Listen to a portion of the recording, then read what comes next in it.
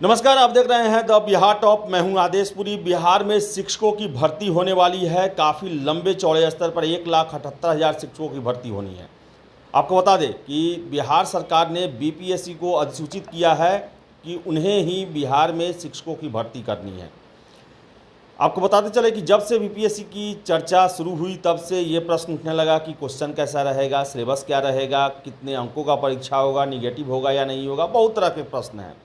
तो आपको बता दें कि जब अधियाचना विभाग के द्वारा बीपीएससी को आ जाएगी, उसके बाद बीपीएससी इसको लेकर जो भी सूचना है वो नोटिफिकेशन में जारी करेगा कि परीक्षा किस तरह होगी, क्या प्रारूप रहेगा, क्या उसमें अंक रहेंगे, जो भी जानकारी है वो विस्तार में रहेगा। सिलेबस की भी जानकारी उसमें दी रहेगी।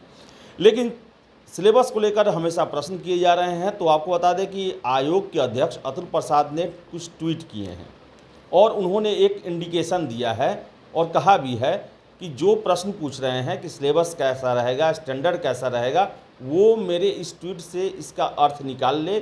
और इन्होंने साफ किया है कि स्टैंडर्ड परीक्षा होगा।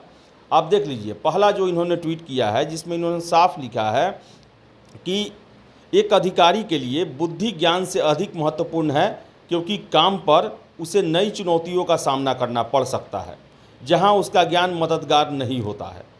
इसके विपरीत एक शिक्षक के लिए दोनों महत्वपूर्ण है, क्योंकि उसे पढ़ाते समय हमेशा दोनों का उपयोग करना होता है। इसलिए जो गेसिंग है, रैंडम गेसिंग जो है लगाने पर जो टीचर भर्ती जो एग्ज़ाम है उसमें कड़ाई से अंकुश लगाया जाना चाहिए।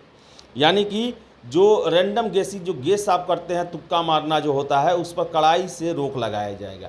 यानी कहने का मतलब है कि आपके ऑप्शन ऐसे रहेंगे जो कि आप उस पर गेस नहीं कर पाएंगे। आपको ज्ञान और बुद्धि दोनों पर आधारित प्रश्नों के उत्तर देने होंगे।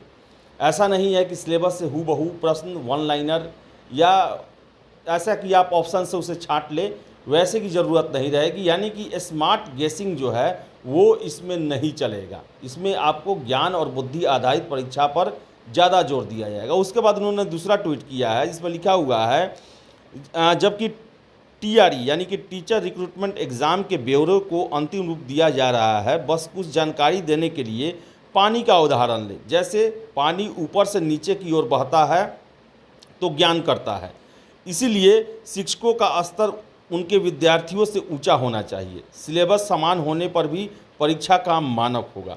यानी कहने का मतलब है कि जो शिक्षक जो हैं उन्हें ज़्यादा ज्ञान होना चाहिए, क्योंकि उन्हें नीचे वालों यानी अपने कम ज्ञान वालों को शिक्षित करना है। तो सिलेबस भले समान हो लेकिन उसका एक स्टैंडर्ड रहेगा।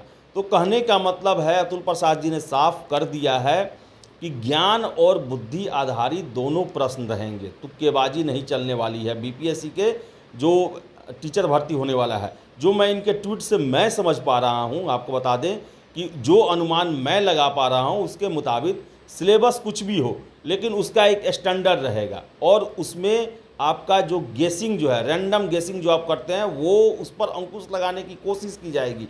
गेसिंग वाले प्रश्न नहीं हो सकते हैं। जबकि आपको बता दें कि बीपीएससी के और एग्जाम में होते हैं जैसे सिविल सेवा, उसमें स्मार्ट गेसिंग को बीपीएससी प्रमोट करता है, उसको लेकर विरोध नहीं करता है, क्योंकि उसमें वहाँ पर आपको बुद्धि की ज़रूरत होती है। क्योंकि वैसे अफसर चाहिए आपको जो कि किताबी ज्ञान के अलावा व्यवहारिक ज्ञान भी उनके पास हो और फील्ड में अलग अलग तरह की चुनौतियों का सामना करना पड़ता है, जो कि पहली बार होता है, अनोखा होता है, जहाँ पर आप अपने बुद्धि विवेक से उसे कंट्रोल करते हैं, उससे वो टैकल करते हैं। लेकिन शिक्षक में ज्ञान और बुद्धि दोनों को जोड़ देना है और इसमें साफ ये कहा गया है कि आपको छात्रों को शिक्षित करना है तो आपको ज्ञान और बुद्धि दोनों से परिपूर्ण होना होगा और स्टैंडर्ड रहेगा। सिलेबस कोई भी हो, सिलेबस अगर समान भी होगा तो उसमें प्रश्नों में स्टैंडर्ड रखा जाएगा। और आप देख लीजिए, अध्यक्ष जी ने ये मैसेज किया है तो आप इनके अन्य परीक्षाओं में पूछे जाने वाले प्रश्नों से भी देख लें। इनके बीपीएससी के आने के बाद से जो सिविल सेवा के जो प्रश्न हैं उसके आप स्टैंडर्ड को देख लें। काफ़ी जो कहा जाए एक स्टैंडर्ड प्रश्न सेट किए जा रहे हैं बीपीएससी के द्वारा और निगेटिव लाया गया। और देख लीजिए कि 92 कट ऑफ मात्र गया, जो वही 67वीं में 113 गया था और काफ़ी जो है स्टैंडर्ड प्रश्न रखे गए थे। तो शिक्षक भर्ती में भी आप जान लें कि ऐसा नहीं है कि पासपोर्ट पढ़ के, गाइड पढ़ के या तुक्केबाजी करके आप सोच रहे हो कि हम इस परीक्षा में सफल हो जाएंगे। ऐसी बातें नहीं हैं। इसके लिए आपको विशद ज्ञान या आपको जो पुस्तकें हैं, मानक पुस्तक हैं, उसका आपको अध्ययन करना पड़ेगा और सिर्फ ज्ञान ही अर्जित नहीं करना पड़ेगा, बल्कि उसके एक एक शब्दों पर, उसके एक एक एनालिसिस पर ध्यान देना होगा, क्योंकि प्रश्न आपके बुद्धि और ज्ञान दोनों की जांच करेगा और आपको ऐसा कोई मौका नहीं दिया जाएगा कि आप ऑप्शन छांट के उसमें से आंसर निकाल लें। यानी कि सभी प्रश्नों के ऑप्शन जो हैं वो उलझाऊ हो सकते हैं, आप बिना पूरा ज्ञान के उसको आप नहीं छांट सकते हैं, तो अलग तरह का प्रयोग हो सकता है इसमें।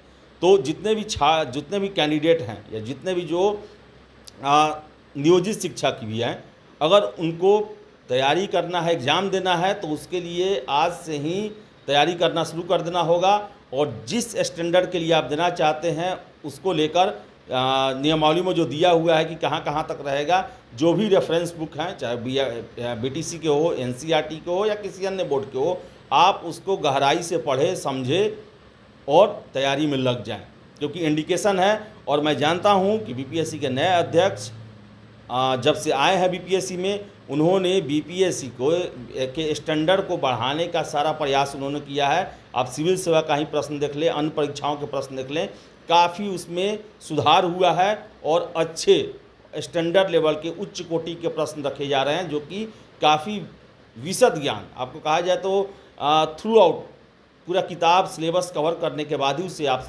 सॉल्व कर सकते हैं। तो ये एक इंडिकेशन है। कोई ये ना ले कि बीपीएससी शिक्षकों का एग्ज़ाम ले रहा है तो आसान होगा या फिर बहुत ही उसको निकालना, कोई गाइड नोट्स के भरोसे हम पास कर जाएंगे, ऐसा नहीं है। इसके लिए आपको पूरे तरीके से अच्छे से तैयारी करनी पड़ेगी। तो फिलहाल इस वीडियो में इतना ही। वीडियो पसंद आए लाइक शेयर करें, हमारे चैनल द बिहार टॉप को सब्सक्राइब जरूर कर लें। धन्यवाद।